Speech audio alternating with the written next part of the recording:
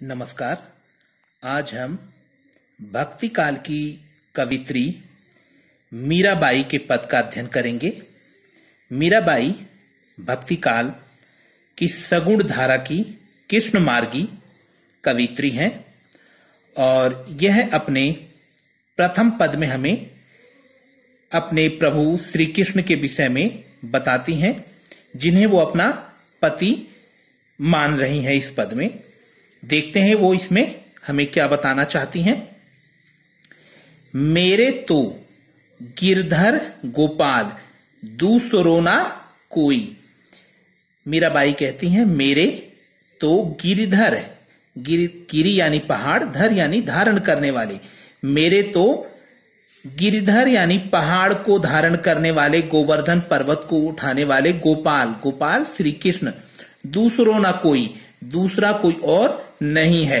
यानी मैं गोवर्धन पर्वत को उठाने वाले गोपाल यानी श्री कृष्ण को जानती हूं, दूसरो ना कोई, और मैं दूसरा किसी और को नहीं जानती। जाके सिर मोर मुकुट। मीराबाई कहती हैं उनके सिर पर मोर का मुकुट है, यानी कोई कंफ्यूजन नहीं होना चाहिए कि जाके सिर मोर मुकुट भगवान श्री कृष्ण जिन्होंने गोवर्धन पर्वत को उठाया था, जो गोपाल हैं यानी गायों को चराने वाले हैं, गोपालक हैं, और उनके सिर पर मोर का मुकुट है। मेरो पति सोई। मीराबाई कहती हैं वही मेरे पति हैं, सोई यानी हैं, मेरो पति सोई। मीराबाई कहती हैं कि मेरे पति कौन है? जो गिरधर हैं यानी गोवर्धन को उठाने वाले, गोपाल यानी गाय चराने वाले, और जिनके सिर पर मोर का मुकुट है, वही मेरे पति हैं। छाड़ी दई कुल की कानी। छाड़ दई यानी छोड़ दिया, कुल की कानी यानी कुल की कानी मर्यादा।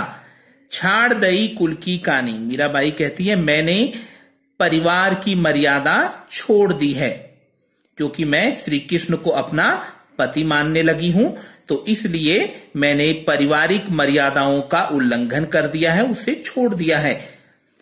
छाड़ दई कुल की कानी, कुल यानी परिवार, मैंने परिवार की मर्यादा का त्याग कर दिया है। का करी है कोई, मेरा कोई क्या कर लेगा। यानी यहां पर हम देखते हैं कि मीराबाई एकदम भक्ति से सराबोर हैं और उन्हें भक्ति के माध्यम से हिम्मत मिली है, और वो परिवार को चुनौती दे रही हैं, परिवार की परंपराओं को चुनौती दे रही हैं कि मेरा आप कोई कुछ नहीं कर सकता, क्योंकि श्री कृष्ण गोवर्धनधारी मोर मुकुट जिनके सर पर है वो मेरे पति हैं, और मैंने पारिवारिक मर्यादाओं का त्याग किया है, अब मेरा कोई कुछ भी नहीं बिगाड़ सकता है। संतन डिग बैठी बैठी। कवित्री कहती है संतन यानी साधुओं के साथ, डिग यानी साथ, बैठकर लोक लाज खोई। मैं साधु संतों के साथ बैठकर अपनी जो लोक लाज है, जो अपनी मर्यादा है, उसको मैंने त्याग दिया है, खो दिया है। अर्थात मैं साधु संतों के साथ बैठती हूं जो कृष्ण भक्ति में सराबोर रहते हैं, और मैंने अपनी पारिवारिक मर्यादाओं को, लोक लाज को, शर्म हया को सभी खो दिया है। क्योंकि जब मैं साधुओं के साथ बैठती हूं तो लोग अनर्गल बातें करते हैं, और ये भक्ति काल 15वीं शताब्दी का समय है, जहां महिलाओं को बाहर अन्य पुरुषों के साथ बैठकर सत्संग करने की मनाही थी, और ऐसे में मीराबाई संतों के साथ बैठकर सत्संग करती हैं, श्री कृष्ण की भक्ति के पद गाती हैं। तो ऐसे में मीराबाई कहती हैं मैंने अपनी पारिवारिक मर्यादाओं को खो दिया है, लोक लाज को खो दिया है, अब मेरा कोई कुछ भी नहीं कर सकता है। असुवन जल सींच सींच। आंसू, आंखों से बहने वाला पानी। असुवन जल सींच सींच, मैंने अपनी आंखों से पानी बहाया और उससे सिंचाई की। किसकी? प्रेम बेली बोई। श्री कृष्ण के साथ जो मैं प्रेम करती हूं, उस प्रेम रूपी बेल को, उस पौधे को मैंने अपने आंसुओं के जल से सींच कर, सिंचाई करके बड़ा किया है। अर्थात मैंने श्री कृष्ण से जो प्यार किया है, और श्री कृष्ण के प्रेम में जो अपने हृदय में एक बेल यानी एक प्रेम रूपी पौधा लगाया है, उसको मैंने अपने आंसुओं के जल से, विरह की भावना से व्यथित होकर उस जल से सिंचाई कर कर मैंने उस प्रेम की बेली को बोया है। अब त बेली फैली गई। मीराबाई कहती हैं अब ये जो प्रेम का पौधा है जो मैंने अपने हृदय में लगाया है भगवान श्री कृष्ण के प्रति, वो पौधा, बेली यानी पौधा, फैली गई, बड़ा हो गया है। आनंद फल हुई, अब उसके एवज में आनंद रूपी फल की मुझे प्राप्ति होगी। यहां पर हम देख सकते हैं कि हम किसी पौधे को अगर लगाते हैं तो उसके बाद जब वो पौधा बड़ा होता है तो हमें फल प्रदान करता है। इसी तरीके से मीराबाई ने अपने आंसुओं की जल से सिंचाई करके जो प्रेम का पौधा लगाया है, अब वो पौधा बड़ा हो गया, यानी प्यार विस्तृत हो गया है। और अब मीराबाई को भक्ति रूपी आनंद का फल प्राप्त होगा, अर्थात श्री कृष्ण के उन्हें दर्शन प्राप्त होंगे। दूध की मथनियां बड़े प्रेम से बिलोई। अब यहां पर एक अनुयोक्ति कही गई है कि दूध की मथनियां, मैंने दूध को मथनी से बड़े ही प्रेम से बिलोया, अर्थात प्रेम रूपी दूध को, प्रेम रूपी अमृत को मैंने प्रेम से ही बिलोया है। दधी मथी धृत काढ़ लियो। यहां पर अनुयोक्ति है, इसको जरा ध्यान रखेंगे कि दूध की मथनियां बड़े प्रेम से बिलोई, मैंने दूध को यानी प्रेम रूपी अमृत को बड़े ही प्यार से बिलोया है। और दधी मथी धृत काढ़ लियो, धृत यानी घी, जिस तरीके से दही, दधी यानी दही, मथ, जिस तरीके से दही को मथ कर धृत घी मक्खन काढ़ लिया जाता है, निकाल लिया जाता है, डारी दही छोई, और छाछ को छोड़ दिया जाता है, ठीक उसी तरीके से मैंने प्रेम रूपी अमृत को बड़े ही प्रेम से बिलोया है, प्रेम की मथनी से बिलोया है, और उसमें से धृत यानी प्रेम रूपी अमृत को निकाल लिया है, और डार दही छोई, और सांसारिक चीजों को छोड़ दिया है।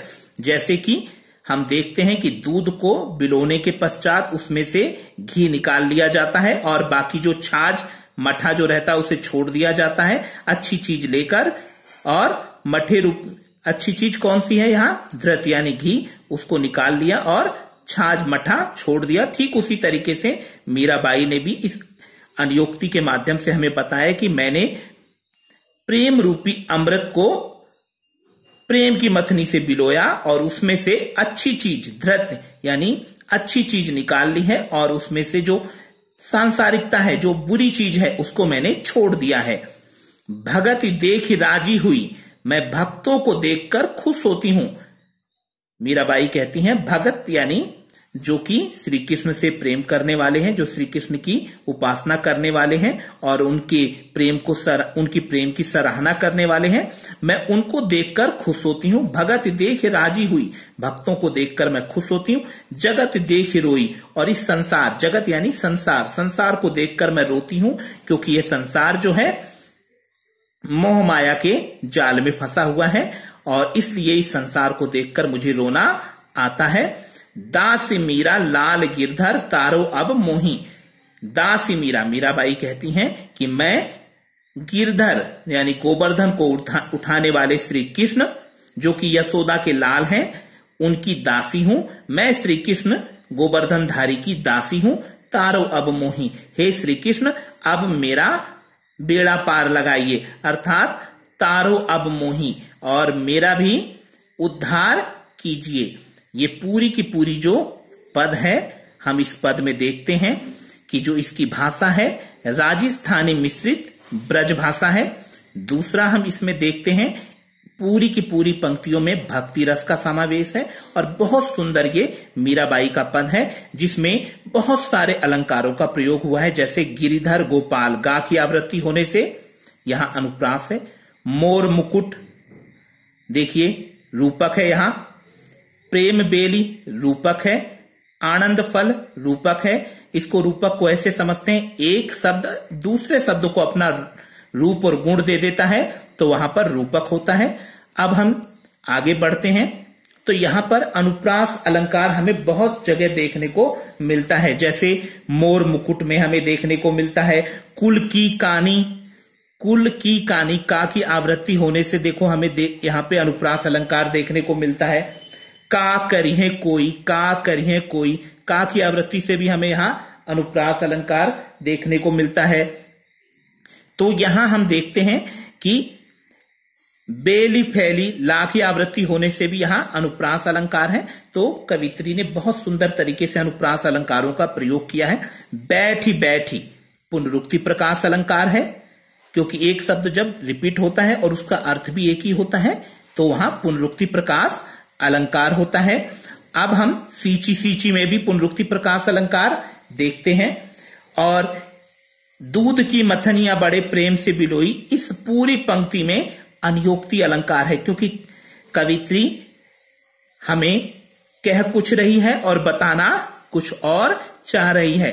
जबकि यहां कहा गया है दूध को मत कर, घी को निकाल लिया गया, मट्ठे को छोड़ दिया गया, जबकि कवित्री कहती है कि मैंने प्रेम रूपी अमृत को बड़े ही प्रेम से, प्रेम की मथनी से बिलोया और अच्छी चीजों को निकाल लिया और सांसारिक जो चीजें हैं जो कि भक्ति के राह में रोड़े अटकाती हैं उसको मैंने छोड़ दिया है।